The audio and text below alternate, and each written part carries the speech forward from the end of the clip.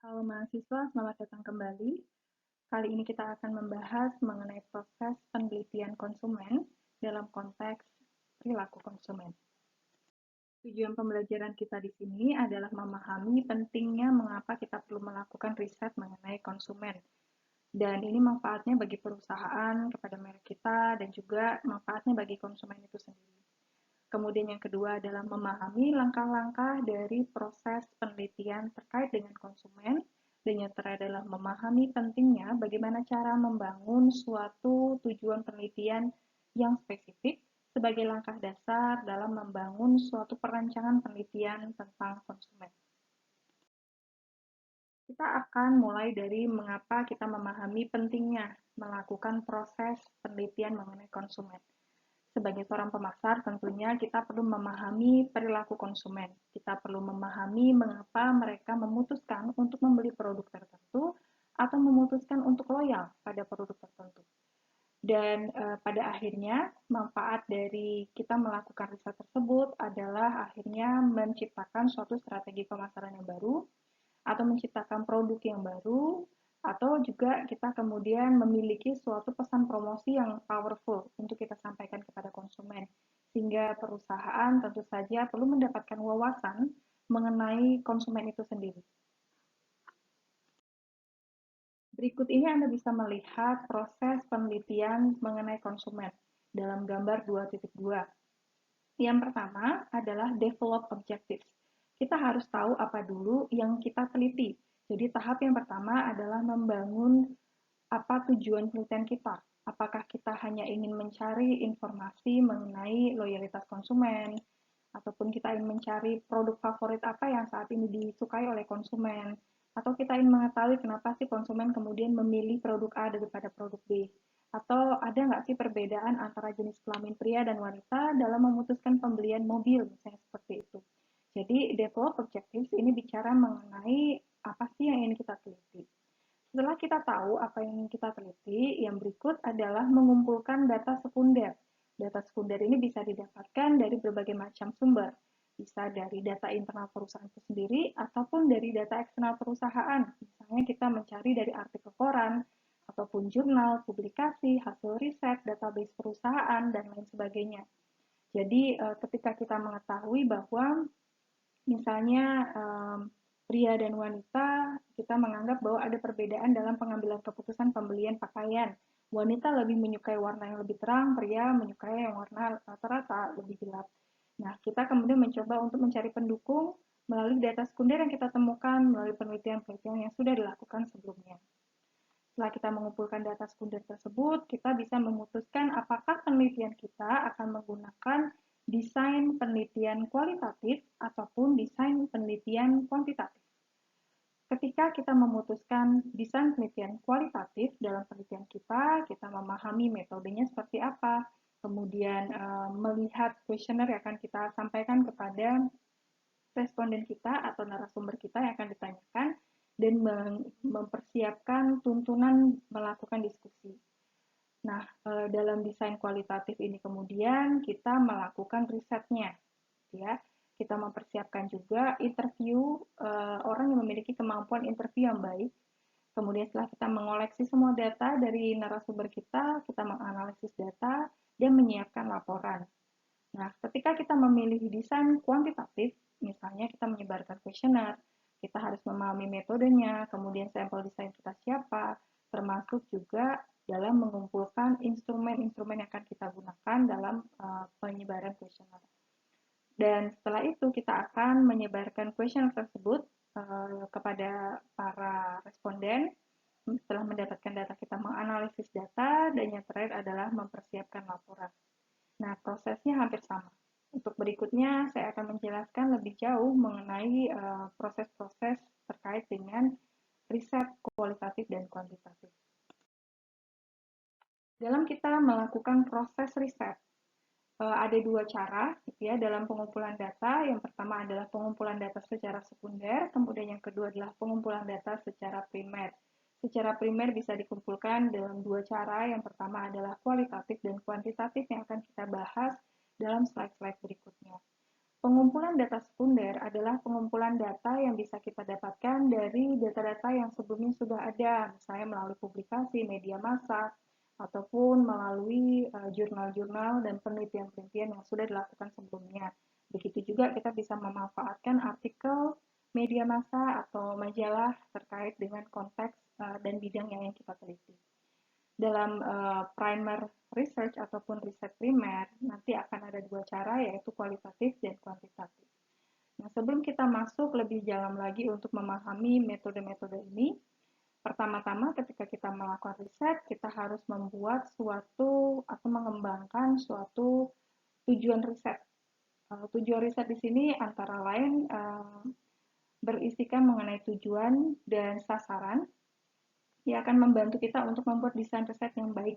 Ya, jadi misalnya kita ingin mengetahui ada perbedaan nggak tadi ya, misalnya antara pria dan wanita dalam keputusan pembelian mobil, misalnya seperti itu. Apakah wanita ini melihat ke warnanya, atau pria akan melihat lebih kepada spesifikasi mobilnya.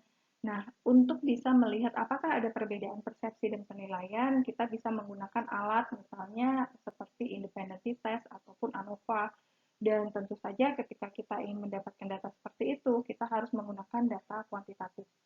Nah, begitu juga kalau kita ingin menggali lebih dalam, misalnya tidak terbatas pada pertanyaan yang kita berikan melalui kuesioner, kita ingin mengetahui lagi selain faktor-faktor yang tadi saya sebutkan, misalnya ada nggak faktor lain? Dan tentu saja kita akan menggunakan interview untuk menggali lebih dalam mengenai apa saja yang belum tersampaikan dalam instrumen yang sudah kita sampaikan. Jadi kita bisa menggunakan metode kualitatif. Jadi tujuan kita akan menentukan alat apa yang akan kita gunakan. Dalam membangun tujuan penelitian, ini merupakan suatu pernyataan yang tertulis mengenai tujuan penelitian yang didefinisikan dalam suatu tipe atau tingkatan informasi yang dibutuhkan. Jadi nanti berupa pertanyaan ya, apakah benar gitu ya, misalnya citra merek berpengaruh terhadap keputusan pembelian ya, atau apakah benar apa namanya, misalnya warna produk mempengaruhi niat beli konsumen ya. Jadi ini akan dalam bentuk statement ya ataupun pernyataan. Nah, tipe sekunder tadi sudah disebutkan ada dua cara, ada data internal dan ada data eksternal. Data internal dapatnya dari data-data perusahaan itu sendiri, ya misalnya kita punya file-file transaksi konsumen, kemudian kita pernah melakukan perhitungan consumer lifetime value, sedangkan data eksternal data yang didapatkan di luar perusahaan, antara lain seperti laporan pemerintah, ataupun laporan periodik, koran, buku, search engine, ataupun juga data-data komersial tentang riset-riset yang sudah dilakukan oleh perusahaan-perusahaan sebelumnya. Dalam mendesain riset primer, kita menggunakan dua cara. Yang pertama adalah qualitative research, ya. Contoh dari qualitative research ataupun riset kualitatif antara lain pertama adalah depth interview, kita melakukan interview, kemudian focus group, kita mengundang beberapa orang, kemudian project teknik dan metafor analisis. Dalam metode pengumpulan data secara kualitatif, antara lain kita bisa melakukan depth interview. Depth interview di sini kita mengundang narasumber ya untuk mempertanyakan beberapa pertanyaan yang sudah kita persiapkan. Biasanya berupa one-on-one interview. Jadi kita hanya mengundang satu orang dan kita sebagai seorang interviewer akan berbicara dengan mereka sendirian. Waktu yang digunakan biasa untuk melakukan wawancara sekitar 20 menit sampai 1 jam. Sifatnya non-struktur, maksudnya pertanyaan biasa memang sudah tersusun, tetapi kita boleh menggali lebih dalam lagi, sehingga bisa aja muncul pertanyaan baru berasal dari menggali pendapat dari responden atau narasumber tersebut. Interviewer kemudian seringkali akan mendapatkan feedback, ya, probing-probing. Ya, pertanyaan-pertanyaan probing ini maksudnya adalah pertanyaan yang harus digali. Ya, misalnya, bisakah Anda jelaskan, kemudian apakah bisa Anda sampaikan detailnya seperti apa? Karena kan konsumen kadang-kadang ketika mereka diwawancara, misalnya apakah Anda menyukai warna produk ini, dia menyebutkan ya. Nah, biasanya tidak cukup informasi hanya sampai ya saja. Kita perlu menggali kenapa alasannya dia menyukai warna tersebut. Nah, itu disebut sebagai pertanyaan probing, di mana kita minta mereka untuk menggali lebih banyak informasi. Kemudian sesi tersebut biasanya di-record atau direkam dan kemudian akan diproses untuk mendapatkan kesimpulan penelitian. Yang berikutnya adalah focus group discussion, di mana kita mengundang 8-10 partisipan. Mereka berupa responden yang direkrut melalui screener questionnaire. Jadi sebelum mereka masuk menjadi narasumber kita dalam focus group discussion, biasanya mereka harus memenuhi syarat terlebih dahulu. Nah, focus group discussion karena jumlahnya lebih banyak, biasanya berlangsung sekitar 2 jam. Dan biasanya tentu saja di-record juga menggunakan videotape gitu ya, atau alat lainnya. Kemudian kadang-kadang dilakukan dengan two-way mirror ya. Anda sebagai seorang peneliti tidak ikut terlibat gitu ya dalam focus group discussion, tetapi Anda melihat dari sisi sebelah lainnya ya supaya mereka bisa dengan leluasa melakukan diskusi. Kemudian online focus group discussion ini cenderung berkembang karena penggalian datanya detail gitu ya dan bisa melihat dari perspektif yang berbeda-beda. Metode kualitatif lainnya adalah projective techniques.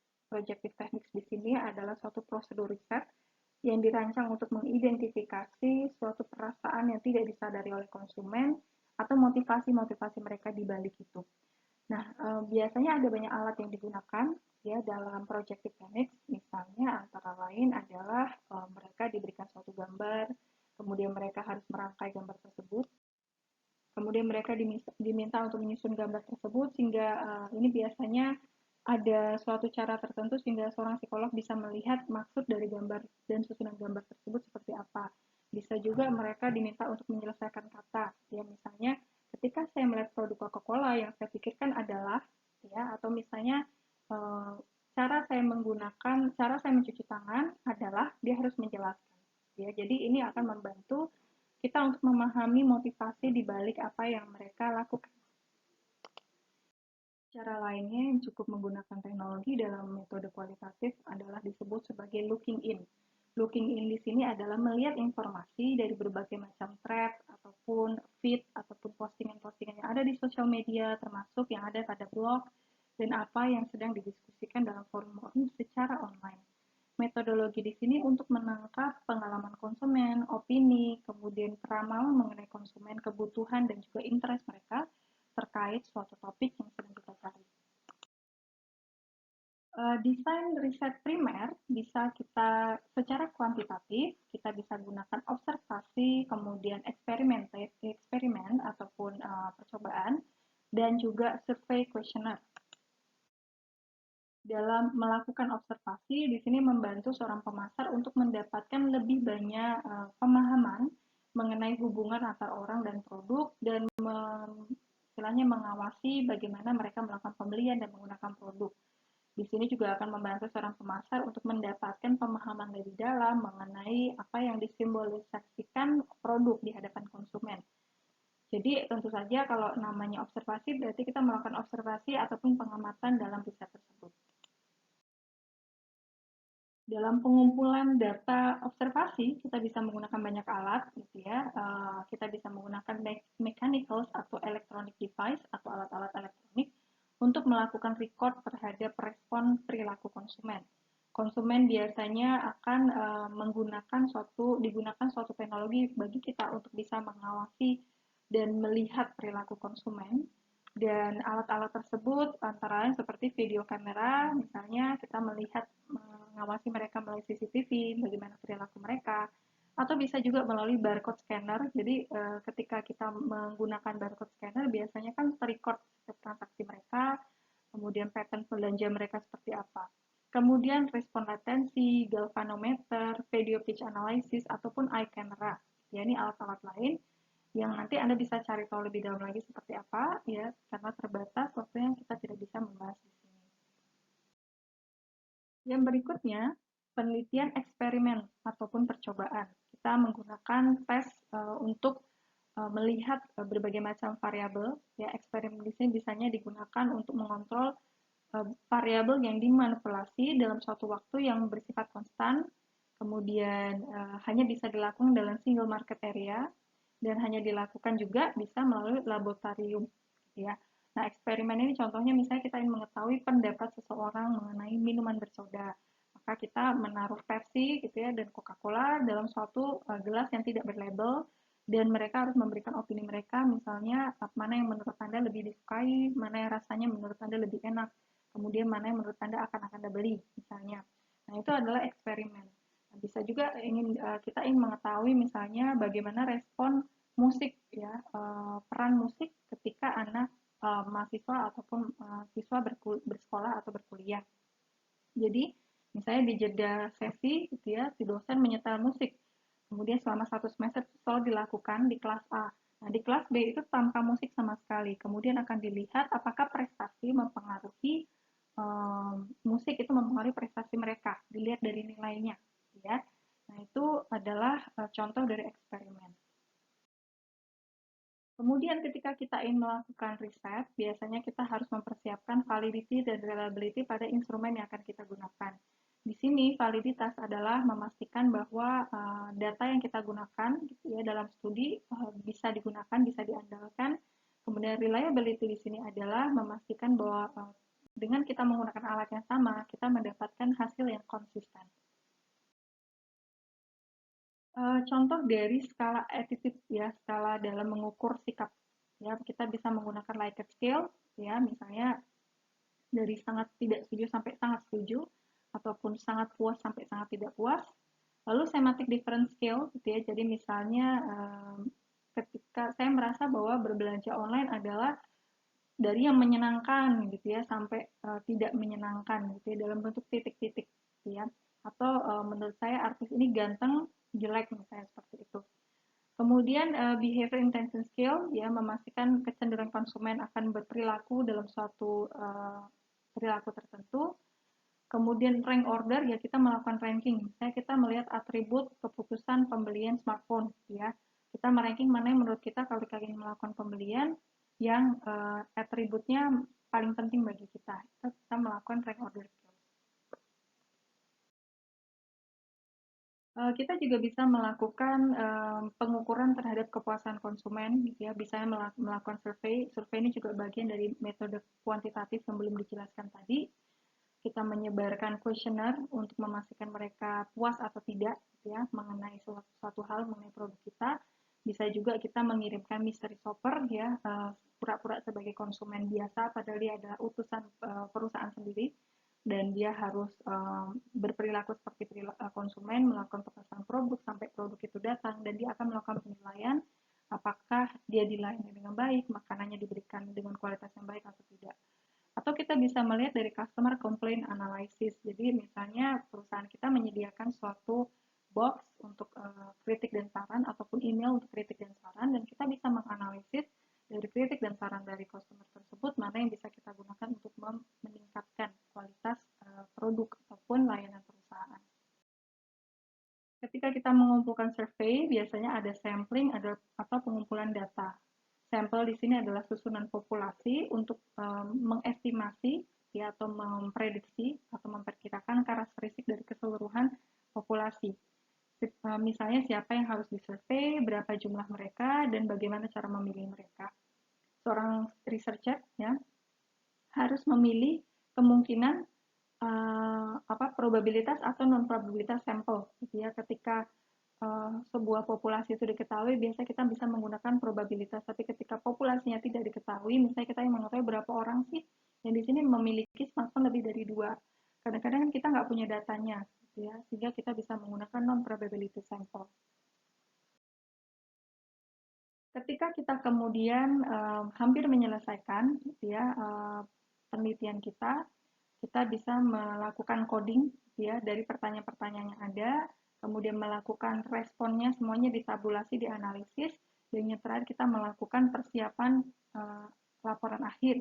Misalnya kita mempersiapkan lampiran-lampiran, isi, kemudian grafik-grafik yang dibutuhkan dalam appendixes atau laporan, dan yang terakhir adalah kita melakukan executive summary atau ringkasan dari penelitian kita. Demikian materi yang saya sampaikan. Materi ini diambil dari buku Pearson Education. Jika ada yang menanyakan mengenai materi ataupun terkait dengan tema kita hari ini, silakan Anda bisa menyampaikan melalui MS Teams. Jangan lupa disebutkan nama dan NPM Anda. Terima kasih sudah mendengarkan. Sehat selalu.